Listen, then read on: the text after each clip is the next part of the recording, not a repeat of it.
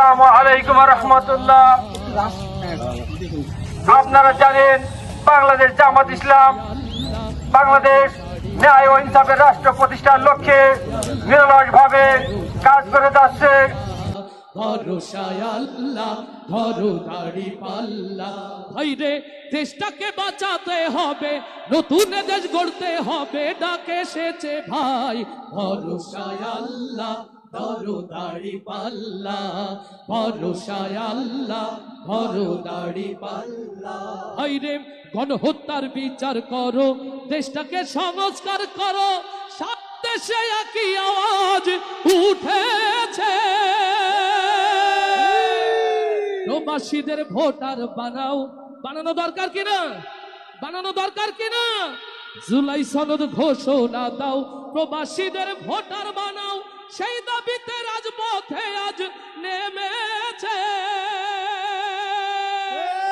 ফ্যাসিবাদের ধ্যান ধারণা এই দেশেতে আর চলবে না।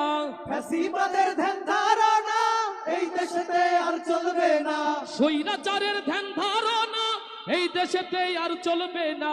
তাই তো এবার দেশ জনতা জোট বেঁধেছে ভাই। ভরসায় আল্লাহ, ধরো দাড়ি পাল্লা। ভরসায় আল্লাহ, ধরো দাড়ি পাল্লা।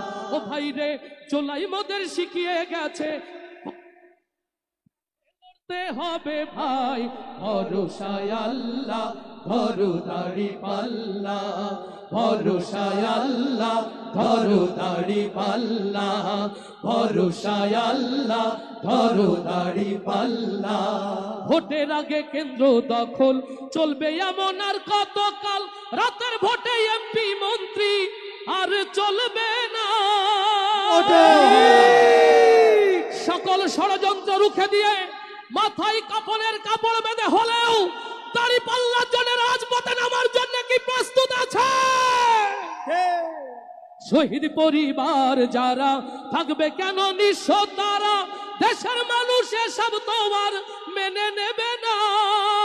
পিয়ার পদ্ধতির নির্বাচন তাই তো এবার চাই জনগণ। পিয়ার পদ্ধতির নির্বাচন তাই তো এবার চাই জনগণ। পিয়ার পদ্ধতির নির্বাচন